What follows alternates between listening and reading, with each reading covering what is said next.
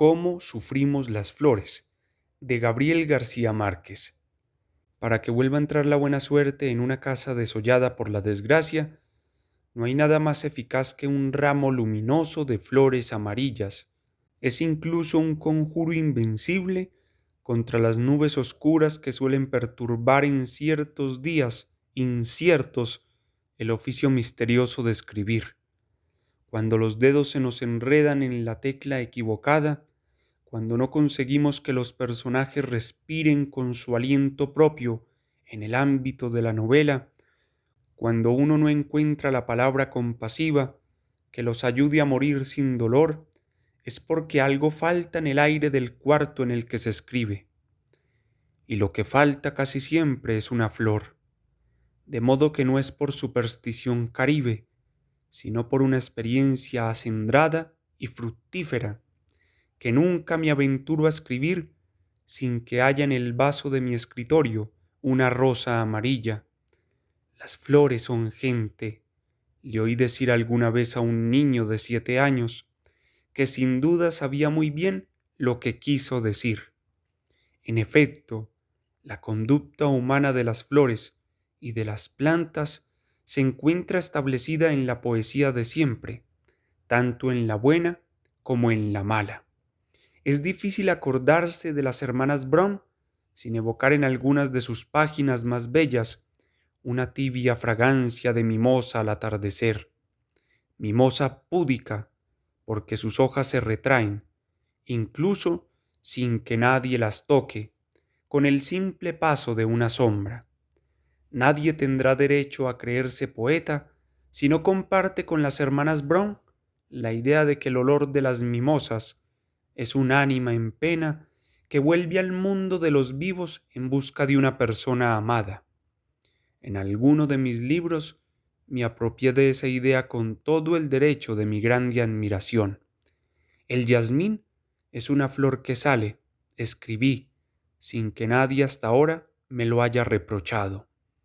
De la novela más hermosa de William Faulkner, conservo el recuerdo persistente de una guía de glicinas junto a la ventana en una tarde de verano ardiente. Siempre he vuelto con el mismo estupor a la leyenda del conde Drácula, tal como Bram Stoker la implantó para siempre en la literatura. Pero lo que más me sigue impresionando de esa obra maestra pavorosa no es la condición sobrenatural del vampiro, su facultad de desembarcar en el puerto de Londres convertido en perro, sino la zozobra que causaban en su ánimo las flores del acónito. Uno de los asombros de mi infancia era el ceremonial con que mi abuela sacaba las flores de nuestro cuarto antes de dormir. Alguien me explicó más tarde que ella tenía razón. El ándrico carbónico que exhalan las flores puede ser perjudicial para quienes duermen con ellas en un cuarto cerrado.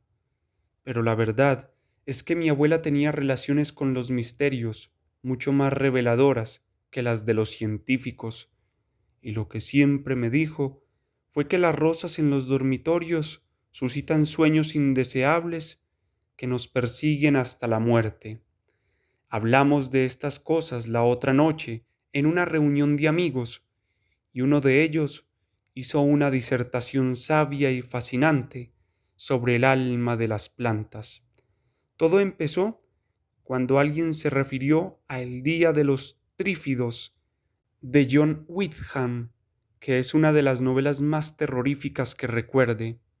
Un trífido, al contrario de lo que muchos creímos al leer la novela, no es una planta asesina, capaz de desarrollar sus tentáculos voraces y exterminar en pocas horas el género humano.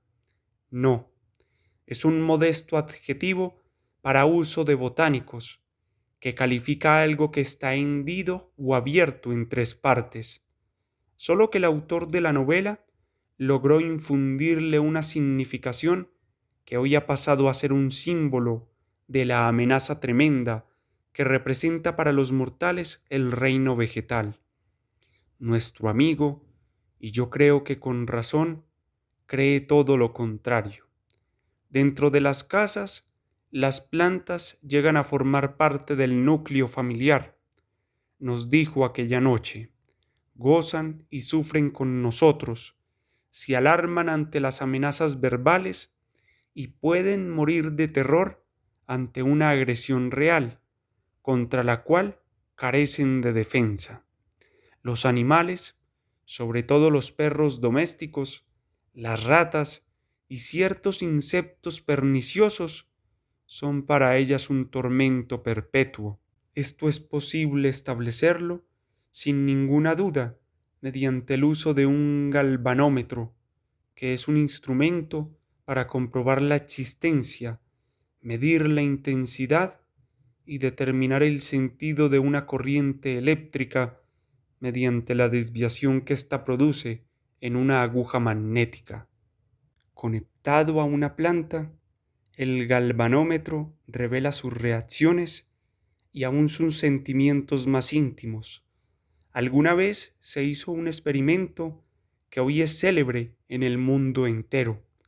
Un científico destruyó un filodendro en presencia de otras plantas. Participaron también 4 estudiantes que desconocían los planes del agresor y los propósitos del experimento.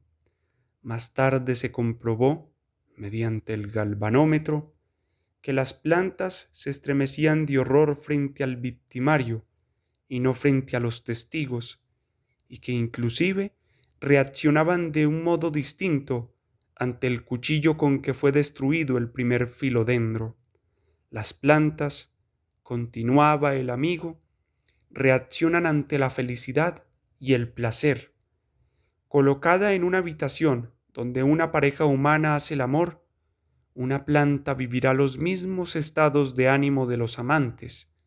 El galvanómetro, exacerbado, registrará vibraciones febriles que sólo podrían definirse como un orgasmo.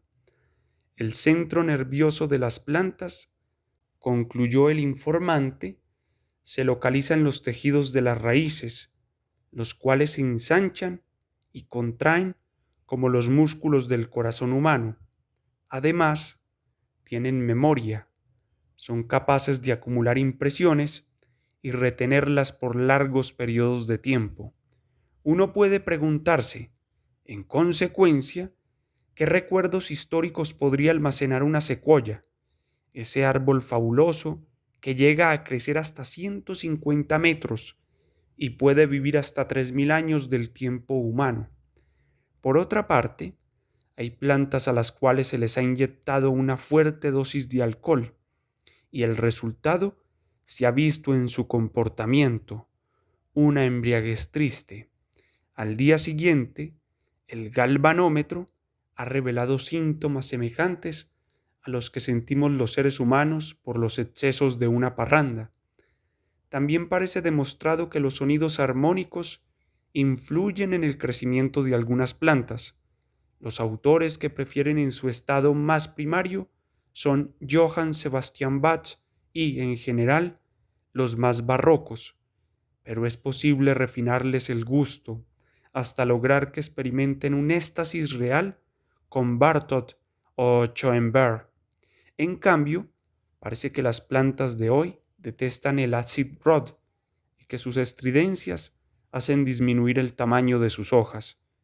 Me pregunto, después de estas revelaciones que supongo bien fundadas, ¿cómo será el sufrimiento de los bonsáis, esos árboles normales que los japoneses convierten en enanos a viva fuerza? Me pregunto, ¿qué sentirán las rosas de cultivo industrial, como hay tantas en Colombia, a las cuales se les ha eliminado el aroma? Nuestro amigo botánico no pudo explicarnos el motivo de esta mutilación de la fragancia, pero hay quienes dicen que es una exigencia de los importadores norteamericanos, cuyos clientes adoran las rosas, pero detestan su perfume.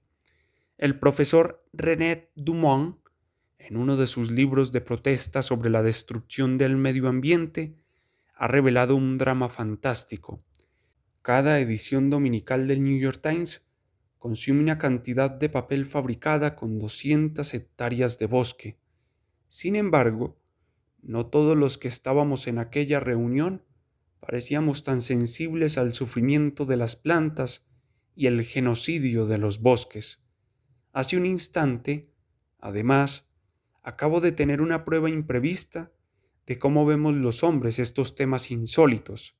En efecto, un amigo, que considero inteligente y serio, me ha llamado por teléfono para preguntarme cuál era el tema de mi nota de esta semana.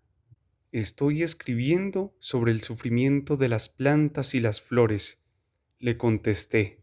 Mi amigo, con una alarma cierta, exclamó: «Ah, carajo, ¿no te estarás volviendo marica?».